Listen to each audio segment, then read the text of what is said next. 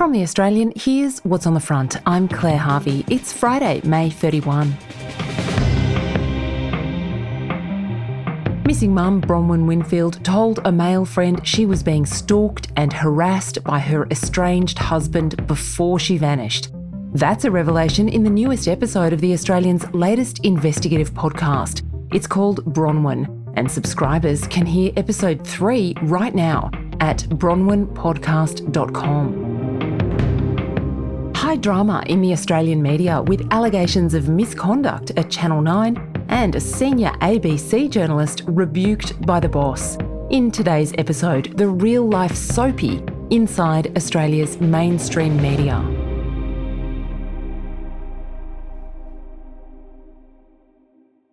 In the folklore of Australian media, the glory days of Channel 9 from the 1980s to the early 2000s were unrivalled. When you want news, 9 has it covered. Booze, partying, office romance, boardroom machinations and newsroom stoushes.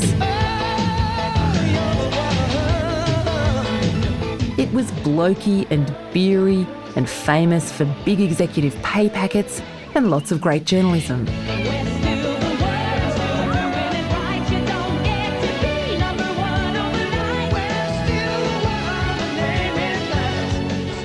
They spent millions on ads, and they even had a theme song performed by John Farnham.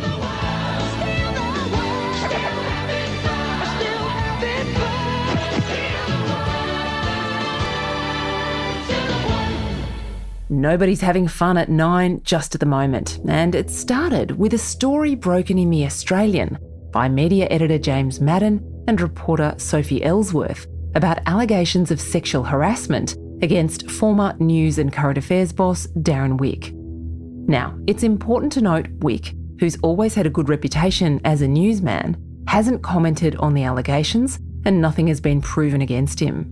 But there are claims of a toxic newsroom culture where speaking out just wasn't an option, a culture that hadn't changed since those so-called glory days. I caught up with our media editor, James Madden. It feels like what we're seeing now is the modern age looking back on a real throwback to that time, doesn't it, James? Yeah, it does. And an era which most workplaces in Australia have left behind long ago. I suppose one of the saddest elements for me in pursuing this story was hearing from so many women who felt they had no recourse at 9, no one to trust, no one to lodge a complaint with. They didn't have faith in the HR department, which is pretty damning in itself. You could probably argue that the test for any workplace in terms of staff management is the degree of support available to staff. The people I've spoken to have said there was no support available. It's emerged now that he left 9 with $1 million payout. Now, television's very famous for enormous salaries. That is still a huge amount of money to give someone who was pretty close to retirement age, isn't it? Yes, and it's infuriated 9 employees on the floor. It's certainly the case that 9 has long celebrated its robust culture, but it seems the network and the wider media company perhaps has been slow to evolve, whereas the rest of corporate Australia has long moved past the era where harassment of women can be swept under the carpet. As I said, you broke this story. It was then widely covered in other media outlets, but it took several days for 9's own print publications, the Sydney Morning Herald, The Age and the Financial Review, to get involved in that coverage. When they did, they went pretty hard, didn't they, James? Given that the person who's alleged to have overseen that $1 million payout is still in charge of 9. Yes, it was certainly noticeable how strident the criticism was coming out of 9's publishing division. Investigative reporter Kate McClymont certainly wrote a fierce piece that was on the page 1 of the weekend edition on Saturday. But it's also interesting to note how unusual it was as the coverage developed, how critical they were of Mike Sneesby and how open those mastheads were to speculating about his likely demise. 9's overall board met on Thursday. How disruptive do you think this issue has been for the functioning of the business? Hugely disruptive. And in fact, 9 is admitting how damaging the past fortnight's revelations have been on the business. There's certainly been strong indications from inside Nine that the CEO, Mike Sneesby, and the chair, Peter Costello, appear to be at cross purposes in how to handle the crisis. And perhaps more importantly, the 5 other members of the board are understood to be deeply upset and shocked, in fact, at the way the matter has been handled. Do you think Mike Sneesby can keep his job and Peter Costello can keep his job? I think Mr. Sneesby faces an uphill battle to save his job. Not only is there talk that he's lost support of the board, it seems quite clear that journalists on the editorial floors across Nine are furious at the way Nine's leadership have pursued this issue. One thing that might save Mr. Sneesby in the short term is his announcement earlier this week of a wide-ranging internal investigation into the culture at Nine. It could be argued that until that investigation has been completed, Mr. Sneesby is safe at the top. And what about Peter Costello? Well, Peter Costello has been Nine chairman for close to 13 years now, and he's been noticeably silent over the past 10 days.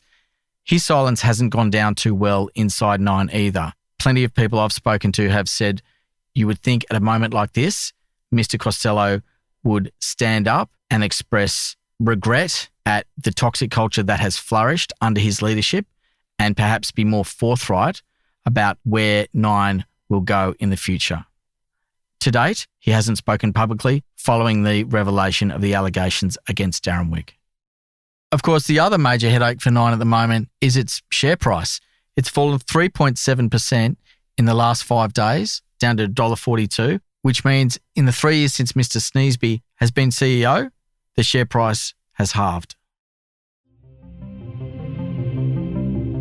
Coming up, over at the ABC, there's a different kind of drama, with a superstar journalist reprimanded by her bosses.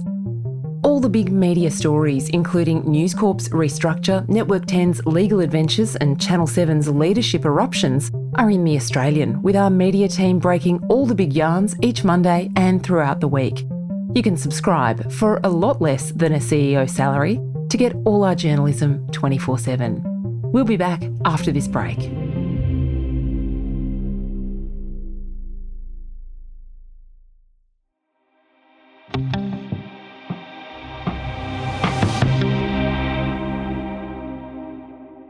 I know that on the night of Peter Dutton's address and reply to the budget, I was sitting there with this terrible chill running through me, thinking, okay, we're back into this territory.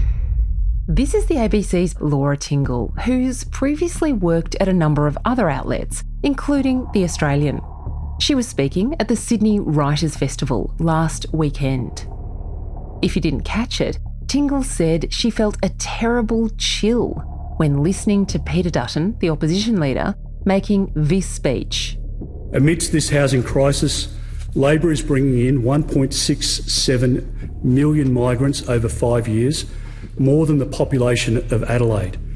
We celebrate the contributions of migrants over many decades. We're a great country because of what they've helped to build, and the great Australian achievement of modern Australia is something that we celebrate every day. But by getting the migration policy settings right, the Coalition can free up more houses for Australians. The other impact Australians are feeling from the Albanese government's poor management of the migration program is from congestion on our roads and pressure on our existing services which are stretched, like trying to get in to see a GP. Tingle went on, saying she had a sudden flash of people turning up to try to rent property or at auction and being abused for being different. Whatever you define different as, that basically he has given them licence to be abused. Tingle said, we are a racist country and it's very depressing.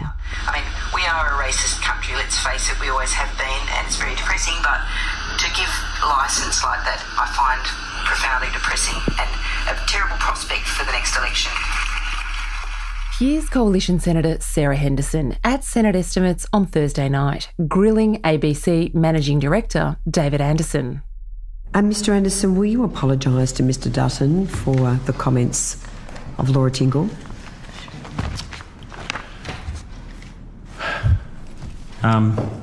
Greens Senator Sarah Hanson-Young chimes in. If you don't want to be accused of racism, don't peddle it. Or order. And Anderson replies. Senator, I am quite regretful that these statements were made without the usual qualification they would normally have, and therefore that actually hurt the ABC. I think Ms Tingle suffered for it, and I think that it allowed that when these comments are put together sometimes, it allows for other people to take a debate into a different direction. I am generally sorry that happened. I wish it hadn't have happened. Tingle's remarks were broken by the Australian's media reporter Sophie Ellsworth. Here's media editor James Madden. I was shocked, to be honest, Claire. It basically exposed the ABC to severe criticism, given her obvious lack of impartiality. Firstly, she said unequivocally that Australia is a racist country. Secondly, she took aim at Peter Dutton, specifically over his migration and housing policies, and suggested that his policies were so divisive that ordinary Australians would now have an understandable licence to abuse migrants at events such as home inspections and auctions. The Australian has a lot of senior journalists who write news and they also make commentary. Why is it different for someone who works at the ABC? Well, put simply, journalists who work at the ABC are bound by the ABC Charter. The ABC Charter demands balance, fair-mindedness and impartiality. That's a non-negotiable. A lot of ABC journalists appear not necessarily to like those guidelines, but they're there in black and white and they're there for a reason. The ABC is the public broadcaster, and without impartiality, its reason for existence is no longer. It's a bit of a sort of vicious circle, isn't it, James? Because every time a coalition government comes in, people at the ABC fear that there's going to be retribution, that their budget will be cut. Does the coalition punish the ABC when it has the opportunity? That's certainly open for debate, and that's certainly a perception that has existed in the past, most recently under Tony Abbott, when there was an argument or indeed a debate over the indexing of the ABC funding. But Peter Dutton, in comments on Ray Hadley's program, made it very clear that the ABC had nailed its political colours to the mast. Tingle's comments on the weekend were in no way balanced or fair-minded.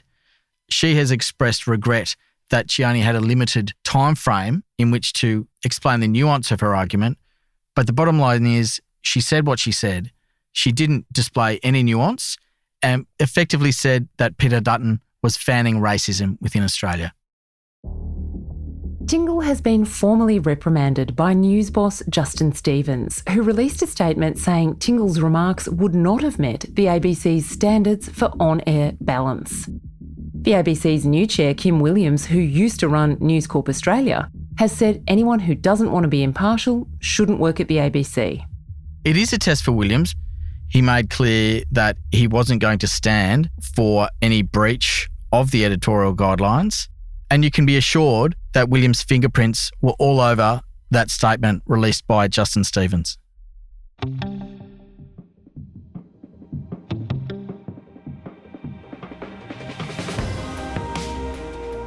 James Madden is The Australian's media editor, and you can check out all his journalism by subscribing at theaustralian.com.au.